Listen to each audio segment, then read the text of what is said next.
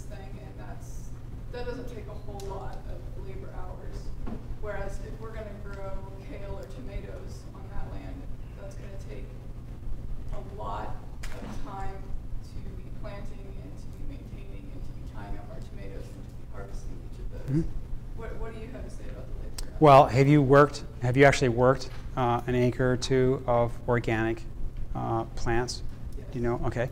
So are you using modified, like, you're not doing the one row strip, you're doing like 18, you're doing like 3 feet of 3 foot rows, 3 feet of all the plants themselves. So, or chaotic plantings, have you ever done those? Like sort of an agroforestry? No. Okay, all right. Well, conventional growing of organic plants, you're right, there's an economic factor that you'd have to build into the system, sure. But there are non-conventional ways. I've just spent quite a bit of time on the West Coast and the Pacific Northwest looking at their Full Circle and some of the largest organic systems, plant-based systems that are growing food there. And they have what you're talking about. They have some issues with, certainly every business has an economic model that they have to fit within. But they wouldn't, theirs is working just fine, and they wouldn't think of turning the whole thing over into raising cattle. The thing that I think you need to look at too with that, and I could probably look at that a little more closely here at the end too, but you're looking at one component. I mean, sure, there's an economic / business model. So, and it's very complicated right now. It's very complicated with all the things we've even talked about with subsidies and trying to externalize all the costs, things like that. So, but to make the model work, yeah, you're going to have to look at the business aspect. You're going to have to look at the resources.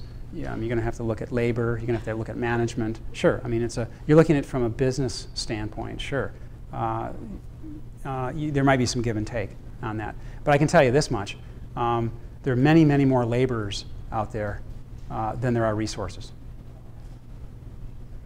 Do you see those people willing to do hard labor in the U.S. though? I'm not saying. I don't know. I mean, I'm not a social.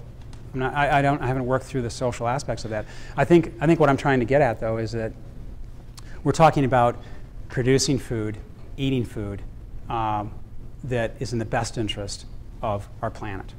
Okay, and if all of our food was based on a model where we were concerned about labor versus resources, it's going to be skewed. You need to be looking first at our resources. We're not going to all perish because we run out of labor. We will all perish if we run out of resources, and that's the best way to describe it. Does that help? Yeah. There are ways to look at that, and there are ways to manage it much easier than if you run out of water.